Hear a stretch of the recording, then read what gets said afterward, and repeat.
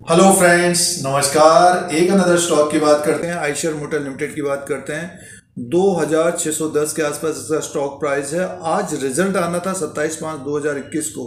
तो क्या अपडेट दिया है कंपनी, क्या अपडेट दिया है, क्या रेवेन्यू रहा है और क्या प्रॉफिट रहा है आइशर मोटर को चौथी तिमाही में, नतीजे कैसे रहे हैं, तो इसकी चर्चा और डिस्कशन करते हैं। कंपनी ने शेयर होल्डर्स को डिविडेंड भी दिया दोस्तों।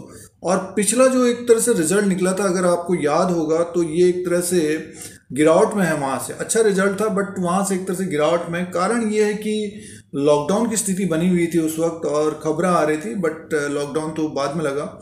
लेकिन ऑटो सेक्टर काफ़ी इफेक्टेड रहा। अब जो है अनलॉक की बात हो रही है, तो ऑटो सेक्टर के शेयर एक तरह से तेज़ी की संभावना रहेगी। और ये लगभग 2300 के आसपास तक आया, तो वहाँ से पहुँच के 2600 तक पहुँचा है। पिछली बार काफ़ी लोग ट्रैप हुए हो गए होंगे, तो जो लोग 2600 2700 के आसपास लिए होंगे तो उनको थोड़ा सा रिलीफ मिला होगा। सबसे पहले इसके आंकड़े नंबर देखते हैं चौथी तिमाही का। कंपनी ने चौथी तिमाही Q4 का जो अपडेट दिया है, तो उसके नंबर्स को देखते हैं। कंसोलिडेटेड नंबर हैं ये और करोड़्स में है। ये कॉलम है 31/3/2021 का, ये कॉलम है 31/12/2020 का, ये कॉलम है 31/3/2020 का, पिछले साल का और अब की बार का ये कॉलम है। तो रेवेन्यू और इनकम की बात सबसे पहले करते हैं। इनका है अब की बार का 2930 करोड़ का, और दिसंबर के क्वार्टर में था 2809 करोड़ का, एक साल पहले 2190 करोड़ का। तो यहाँ से तो काफ़ी अच्छा जंप ऊपर की तरफ का आया है। अब टोटल इनकम की बात कर लेते हैं। टोटल इनकम देख लेते हैं क्या हुआ इनकम। देखिए ये है टोटल इनकम और टोटल इनकम में देखते हैं तो कंपनी का 3054 करोड़ का टोटल इनकम हुआ है। और ये Q3 में 2953 करोड़ का था और एक साल पहले 2351 करोड़ का। तो काफ़ी अच्छा जंप किया इन्होंने रेवेन्यू में अब की बार। और एक्सपेंसेस देख लेते हैं। एक्सपेंसेस का ये कॉलम है। टोटल एक्सपेंसेस को एक नज़र डालते हैं। टोटल एक्सपेंसेस में है 2434 करोड़ का, और पिछली बार था 1890 करोड़, और Q3 में 2282 करोड़ का था दोस्तों।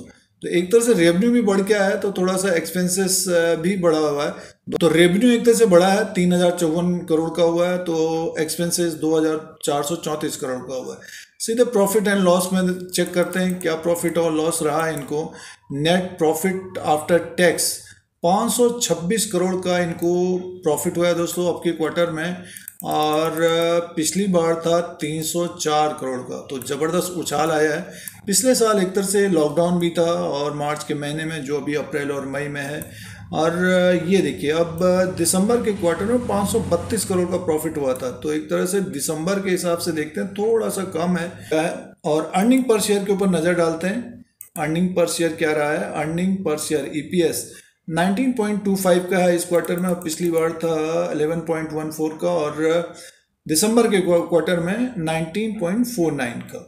तो एक तरह से थोड़ा सा कम दिसंबर के हिसाब से है, और पिछले साल के अनुसार देखें जम करके आया। तो रिजल्ट एक तरह से बढ़िया आया दोस्तों, और साल दर साल के हिसाब से इम्प्रूवमेंट हुआ है। साल दर साल के हिसाब से रेवेन्यू एक तरह से जम किया है, उछाल किया है, ज़बरदस्त आया है। प्रॉफिट भी अच्छा आया है। और क्वार्टर टू क्वार्टर के हिसाब से तो देखते हैं तो थोड़ा सा आसपास ही है, कमी पेशी है, बट ये है कि रिजल्ट एक तरह से ठीक ठाक है। और स्टॉक प्राइस 2610 तक पहुंचा है। अब डिविडेंड की बात कर लेते हैं। कंपनी ने डिविडेंड का अनाउंसमेंट किया। कंपनी ने डिविडेंड का अनाउंसमेंट किया है, और डिविडेंड ऑफ 17 पर equity share of face value 1 rupees is for the financial year ended March 31, 2021. The dividend shall be paid dispatched within 30 days from the date of shareholder approval. तो 17 रुपये का dividend दिया है दोस्तों। 17 रुपये पर इक्विटी शेयर के हिसाब से इन्होंने डिविडेंड का अनाउंसमेंट किया है कंपनी ने, आइशर मोटर ने। तो जो शेयर होल्डर्स ऊपर की तरफ तो एक तरह से ट्रैप हो गए थे, तो 17 रुपीज़ का डिविडेंड मिलेगा आने वाले दिनों में। दोस्तों ये आइशर मोटर लिमिटेड का चार्ट लगा हुआ है। कैंडल्स हैं डेली के, प्रतिदिन जो ट्रेड होता है, और स्टॉक प्राइस 2604 में है। रिजल्ट आ गया है। तो चार्ट पैटर्न के अनुसार अगर इसको देखते हैं तो आज का ये जो कैंडल बना हुआ है बेरिश कैंडल बना हुआ है, बट इसमें इसी महीने स्टार्टिंग में 4/5/2021 को ये लोअर लेवल पे था, लगभग 2359 पे था। वहाँ से लगभग 2600 तक पहुँच गया है। तो आगे की बात करते हैं, ये डे ट्रेड के हिसाब से देखते हैं तो बेरिश मोड है। इसको, इस कैंडल को रीड करते हैं। 2649 ओपन हुआ था, हाई बना था 2676 और लो है 2590 रुपया 15 पैसा और क्लोजिंग आई है 2604 रुपया 5 पैसा। यानी मीन्स लो के आसपास इसकी क्लोजिंग आई है, ओपन और हाई ऊपर की तरफ है, इसीलिए रेड कैंडल है और बेयरिश मोड में। तो एक तरह से देखते हैं तो इसका जो सपोर्ट नीचे का रहेगा हमारा, इस कैंडल का रहेगा और ये है 2565 के आसपास। और नीचे की तरफ अगर खुलता है तो बाउंस बैक ऊपर की तरफ जाना चाहिए इसको। और इसका जो हाई है 2676 के ऊपर अगर निकलता है तो मान के चलिए फिर ये 2700 की तरफ जाएगा और 2714 के आसपास तक जाता हुआ दिख सकता है, तक जाता हुआ दिखेगा। जो ये रैली इसने पकड़ी है तो ये टारगेट होगा दोस्तों।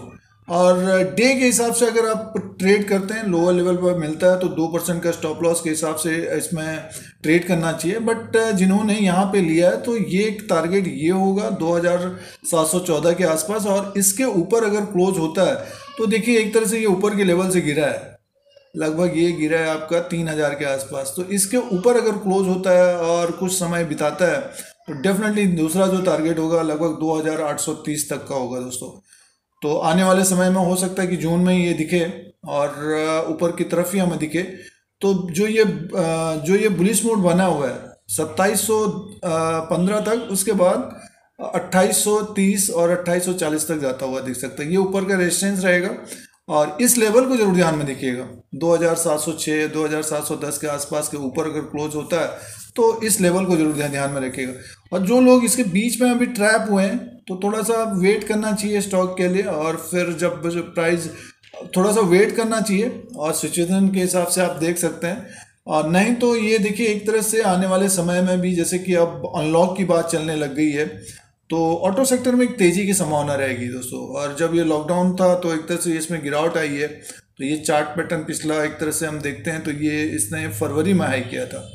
तो यहाँ पे अभी जाने में थोड़ा सा समय लग सकता है, बट ये कि ये क्रॉस करेगा आने वाले समय में, 3000 को भी क्रॉस करेगा।